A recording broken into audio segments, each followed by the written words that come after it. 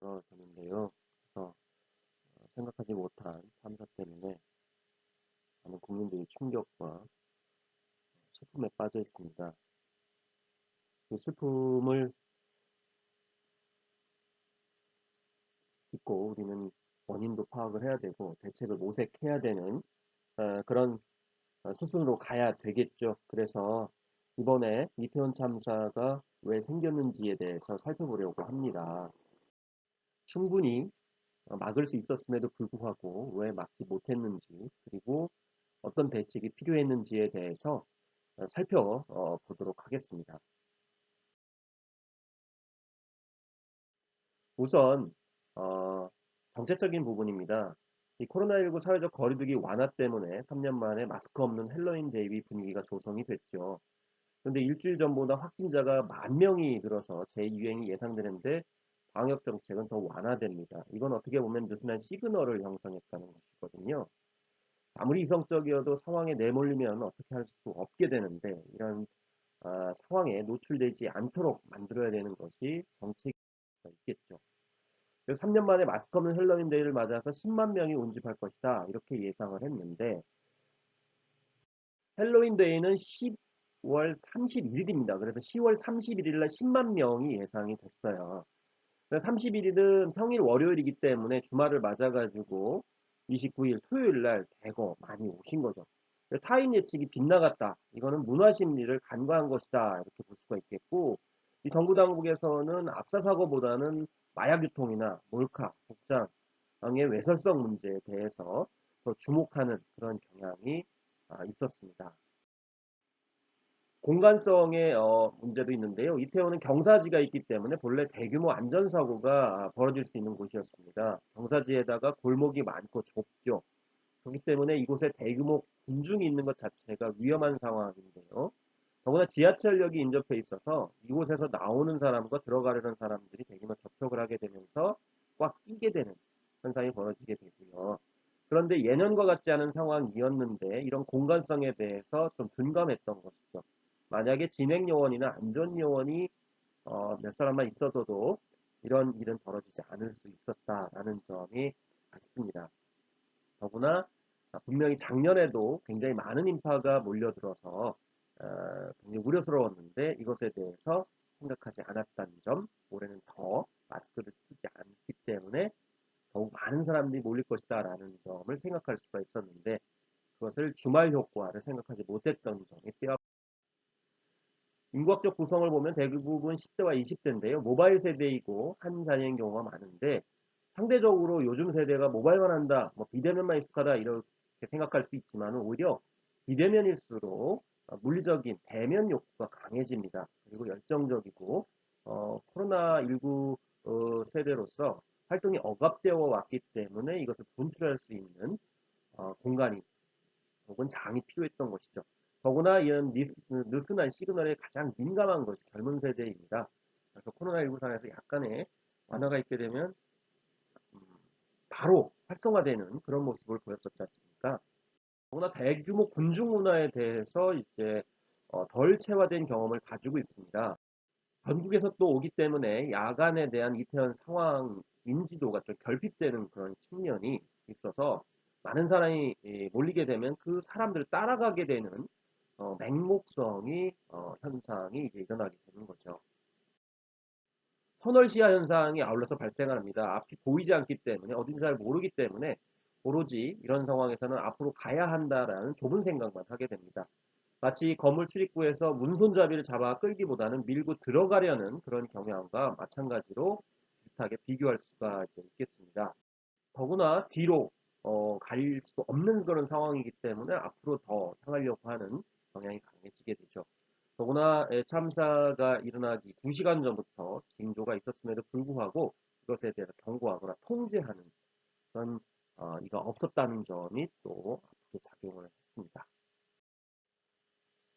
트리거입니다. 트리거는 격발이라고 하는 건데요.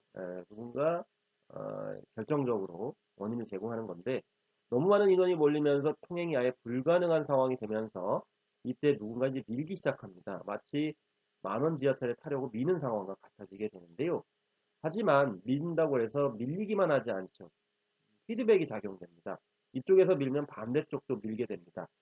그래서 군중과 인파 속에 있을 때는 절대 밀면은 안 되는 그런 상황이라고 볼 수가 있는데요.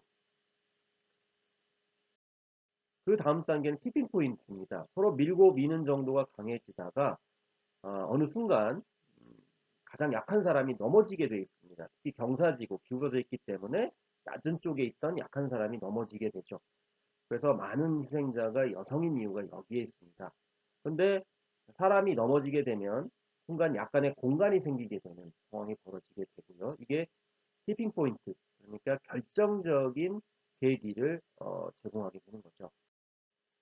그 다음에 밀던 사람들이 미니까 된다는 생각이 들어가지고 더 밀게 되고 밀림을 당하는 사람들은 앞에 넘어진 사람을 밟고 넘어갈 수 없기 때문에 버티다가 그 뒤에 다시 쓰러지게 됩니다.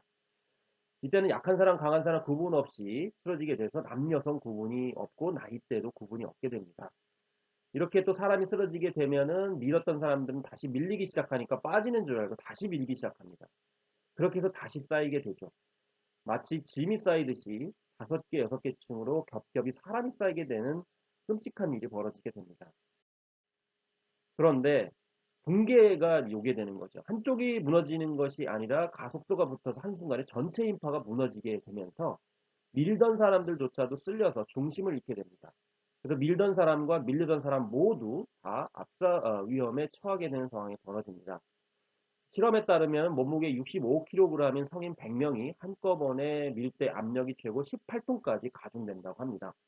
이번 이태원에서는 경사지라서 더욱더 압력 의 규모가 굉장히 컸을 것으로 생각이 되고요. 이때는 자기 이성과는 상관없이 몸이 움직이지 않는 혹은 쏠리게 되는 그런 현상들이 벌어지게 되는 것이죠.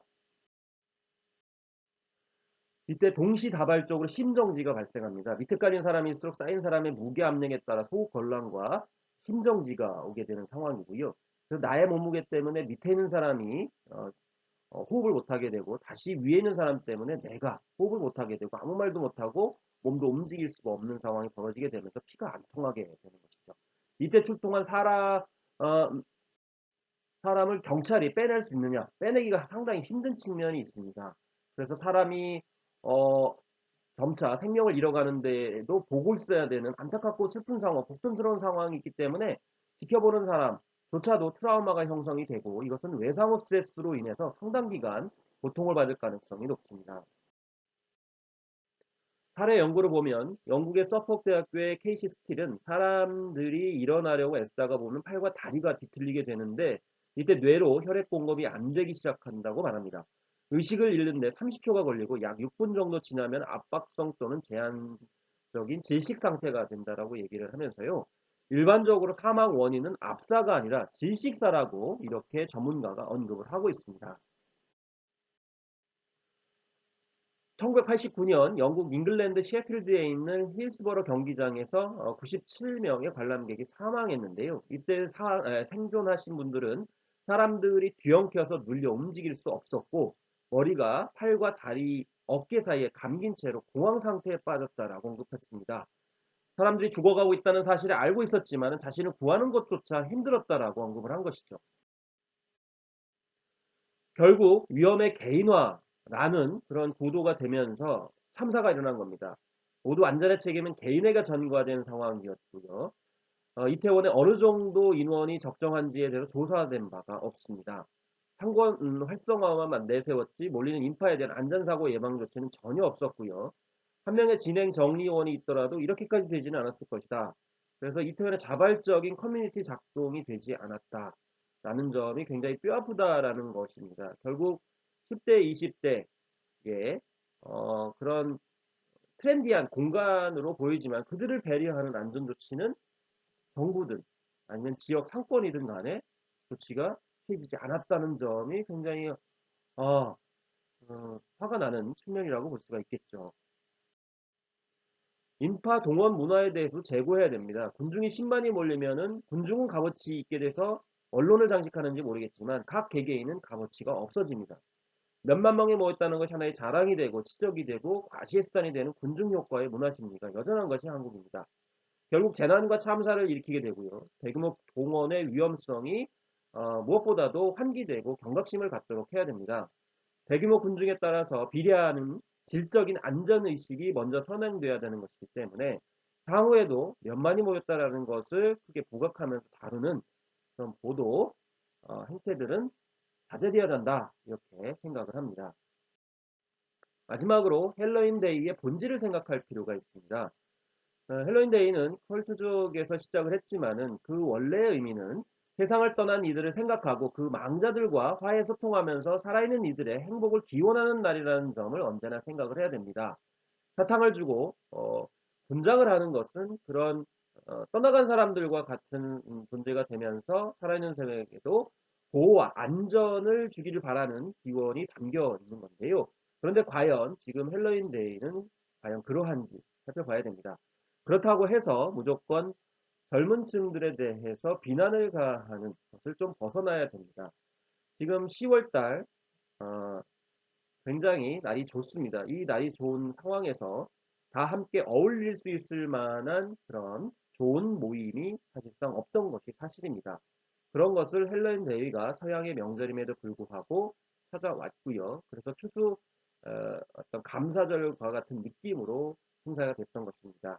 더구나 어, 각종 분장과 캐릭터를 통해 가지고 자기를 표현하고 그것을 통해서 자아 실현하고 하려고 하는 그런 젊은이들의 욕구를 과연 얼마나 우리가 채워줬는지에 대해서 생각해 보는 것이 무엇보다 필요하고요. 그런 것들을 우리 적극적인 문화적인 방향으로 모색하는 것도 일단 필요합니다. 그렇지만은 안전조치, 규칙, 그리고 가이드라인에 대해서 중요하게 생각을 해야 됩니다. 한 사람 한 사람이 다 소중한 그런 존재이기 때문에 그 소중한 존재들이 어떻게 행복한 삶을 누릴 수 있도록 할 수 있을지에 대해서 근원적으로 고민을 하고 또 정책도 모아져야 된다고 생각을 합니다. 어, 최근에 젊은이들을 상대로 마약이 굉장히 횡행한다고 그래서 정부에서 마약을 단속하기 위해서 굉장히 노력을 하고 있는데요. 다만 이번에 좀 아쉬웠던 것은 이태원에 많은 사람들이 몰리게 되면서 안전의식을 더 가져야 되는데 이태원의 마약 유통에만 너무 초점을 맞춘 것 아닌가라는 생각이 들어서 향후에도 안전에 대한 의식을 놓치지 말고 지속적으로 미래 세대를 지켜주는 노력이 필요하다고 생각을 합니다. 오늘은 예상치 못한 이태원 참사에 대해서 이렇게 다뤄봤습니다.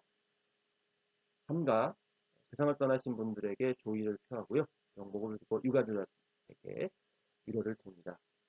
감사합니다.